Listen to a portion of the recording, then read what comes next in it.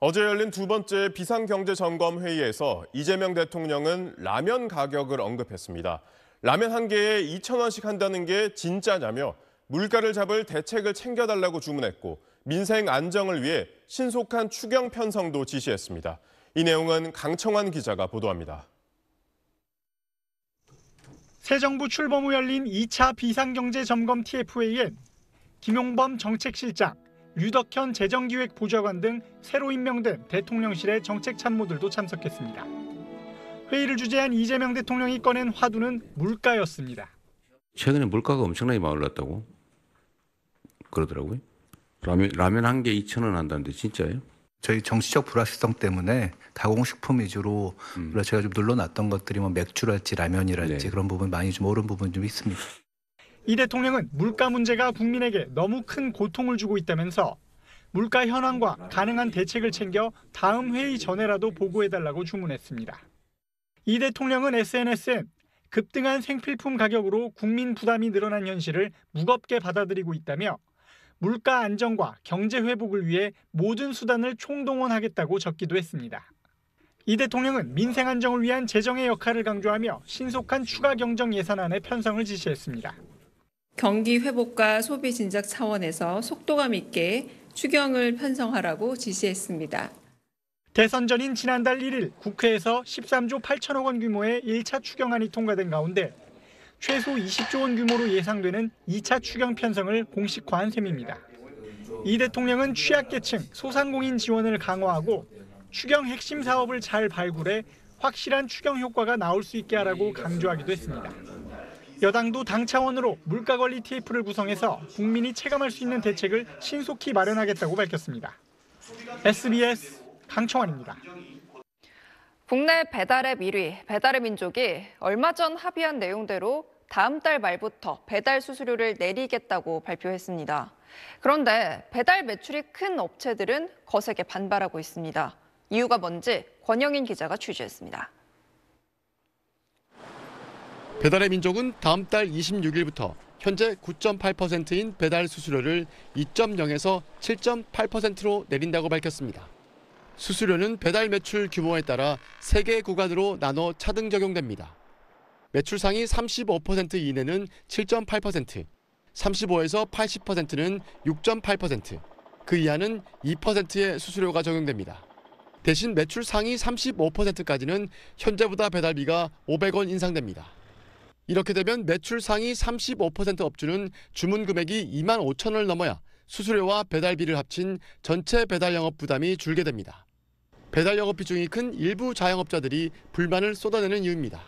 정말로 10,000원짜리 팔아서 5,000원을 가져가는데 4,800원을 가져가는 상황에 자영업자들이 더 이상 뭐 어떻게 손을 쓸 수 있는지 가격을 계속해서 올려서 마진 방어를 한다는 것도 한계가 있습니다.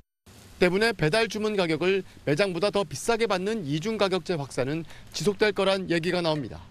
이중가격제로 붙지 않으면 다 이탈해요. 여기서 남을 수가 없는 구조잖아요. 소비자분들은 뭐 무료 배달을 해야 된다 뭐 이런 식으로 얘기할 게 아니에요. 남는 게 없으면 안 해요. 누가 배달을 하겠어요. 지난해 합의안 발표 직후부터 반대 의사를 분명히 했던 일부 자영업자 단체들은 민주당과 별도 협의체를 꾸려 배달 수수료 상한제 입법화를 추진하고 있습니다. 다음 달부터는 매주 한 차례씩 만나 논의를 진전시킬 예정입니다. 상한선을 입법화하려고 노력할 거고요. 민주당 쪽에서 좀 얘기를 하고 있고 법제하는 데 시간이 걸리겠지만 최대한으로 좀 해야 되겠죠. 협의체에는 배달업계 2위 쿠팡이츠가 참여하고 있습니다. 배달의 민족과 다른 해법을 내놓을 경우 배달 수수료를 둘러싼 논쟁이 다시 가열될 가능성이 있습니다. SBS 권영인입니다. 자영업자들의 배달 수수료 부담을 더는 방안을 배달 앱들이 새롭게 마련해 제출하라는 최종 시한이 오늘이었습니다. 배달 앱들이 수정안을 내긴 했지만 자영업자들은 여전히 냉담한 반응인데요. 합의안이 결국 나오지 못하면 배달 수수료 상한제 논의에 속도가 붙을 걸로 보입니다. 권영인 기자입니다. 배달앱 시장에서 10%대 초반의 점유율을 가진 요기요는 오늘부터 자체 상생한 공식 시행에 들어갔습니다. 자영업자가 부담하는 배달 수수료를 최고 9.7%에서 거래액이 많을수록 4.7%까지 낮춰주는 방안입니다. 자영업자들은 냉담합니다. 실질적으로 뭐 4.7% 받는 그건 사람이 몇 프로가 될지 모르겠지만 소수다. 그리고 대부분이 9.7%고 시행에도 큰 도움이 안 될 거고. 배달앱 시장 80% 이상을 점유하고 있는 배달의 민족과 쿠팡은 수정안 상생안을 제출했지만 자영업자들이 요구한 수준과는 여전히 거리가 있는 것으로 전해졌습니다. 너무 기대했죠. 정말 이제 뭐 한 3개월만 버티면 정말 이제 장사할 힘만 나겠구나. 근데 뭐 날이 가면 갈수록 뭐 협의점도 못 찾고.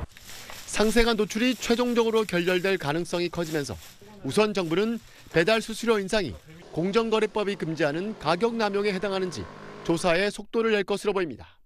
배민이든 뭐 쿠팡이든 어떤 가격 남용이 어떤 우리 법의 기준에 충족할 정도로 어떤 위법성이 있는지 그 부분에 대해서 저희들이 조사를 하고 있고 그 부분도 뭐 저희들 좀 적극적으로 좀 공정 역량 집중해서 하도록 할 거고요.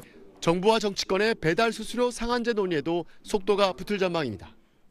이미 온라인 플랫폼 중개 수수료에 상한을 설정하자는 법률 개정안 등이 국회에 발의돼 있습니다. 다만 시장 가격에 정부가 직접 개입한다는 시비에 휘말릴 가능성이 있고 상한제를 도입하더라도 누가 어떤 근거로 어느 선에서 상한을 정할지 모두 쉬운 문제가 아닙니다. 때문에 실제 상한선 도입까지 꽤 많은 시간이 걸릴 것이란 예상이 우세한데 그때까지 자영업자들은 높은 수수료 부담을 감당해야 한다는 얘기입니다. SBS 권영인입니다. 배달 앱과 입점 업체들이 비싼 배달 수수료에 대해 논의하는 상생협의체가 오늘 최종 회의를 하고 있습니다. 그동안 입장차를 좁히지 못했던 배달 수수료가 좀 낮아질지 현장 연결해 알아보겠습니다. 소한욱 기자, 회의 시작된 지 꽤 지난 것 같은데 어떤 얘기들이 나왔습니까? 네, 저는 지금 서울 태평로에 나와 있습니다. 오늘 오후 2시 반부터 이 근처 한 회의실에서 배달 플랫폼들과 입점업체 대표 그리고 공익위원들이 참석한 상생협의체 회의가 진행되고 있습니다. 오늘이 벌써 9번째 회의이고 사실상 마지막 회의인데요. 회의가 시작된 지 6시간 정도 지났지만 아직 회의가 끝났다는 소식은 없습니다. 오늘 회의 시작에 앞서 소상공인연합회와 외식산업협회 등 입점업체 대표들은 단일안을 제출했습니다. 배달 플랫폼이 가져가는 중개 수수료율을 매출 비중에 따라 2에서 5%로 제한하는 내용입니다. 배달의 민족과 쿠팡 등은 이전에 제안했던 안을 최종 수정해서 각자 제출했습니다. 영수증에 식당이 부담하는 배달비 등을 표기하는 문제와 배달 기사의 위치 정보를 공유하는 내용에 대해서는 양측이 합의에 이른 것으로 알려졌는데요. 핵심 쟁점인 배달 수수료 인하를 놓고선 입장차를 좁히지 못하고 있습니다. 결국 공익위원들이 양측의 입장을 고려해서 중재안을 냈는데요. 지금 그 중재안을 놓고 막판 협의를 벌이고 있는 것으로 알려졌습니다. 만약 오늘 중재안에 합의하지 못할 경우 각자 중재안을 갖고 돌아가 내부적으로 논의를 진행할 것으로 보이지만 사실상 결렬 수순을 밟게 될 것으로 보입니다. 공익위원들이 낸 중재안은 강제성이 없기 때문에 어느 쪽이든 양보할 가능성이 낮기 때문입니다. 이 경우 배달 수수료 문제는 정부나 정치권 입법으로 푸는 방향으로 논의가 전개될 것으로 보입니다. 지금까지 서울 태평로에서 SBS 소환욱입니다. 네, 자영업자들의 배달 수수료 부담이 과도하다는 지적에 배달 플랫폼 업체들과 입점업체들이 상생 방안을 찾자며 머리를 맞댔지만 결국 합의가 무산됐습니다. 1, 2위 업체인 배민과 쿠팡이츠가 업주들이 부담하는 중개 수수료를 내리는 대신에 배달비를 올리겠다는 방안을 내놨기 때문입니다. 소한욱 기자입니다. 어제 열린 상생협의체 11차 회의의 핵심 쟁점은 입점업체의 배달 수수료였습니다. 배달의 민족은 현행 9.8%인 중개 수수료를 거래액 기준으로 세 구간으로 나누어 2에서 7.8%로 낮추는 차등 수수료 방안을 제시했습니다. 배달비는 거래액에 따라 1,900원에서 3,400원을 받겠다고 했습니다. 그러면서 쿠팡이츠가 같은 수준의 상생 방안을 시행하는 것이 전제라는 조건을 달았습니다. 쿠팡이츠도 차등 수수료를 구체화해 제시했습니다. 거래액을 총 6구간으로 나눠 2에서 9.5%로 정하되 배달비는 2,900원으로 단일화하고 거래액 상위 50%에는 할증 비용을 추가로 부담시키겠다고 했습니다. 하지만 공익위원들은 이 안들이 중재 원칙에 부합하지 않는다며 받아들이지 않았습니다. 공익위원들의 중재 원칙은 평균 중개 수수료가 6.8%를 넘지 않고 매출 하위 20%에는 2%를 적용하며 최고 수수료율은 현행 9.8%보다 낮아야 한다는 것이었기 때문입니다.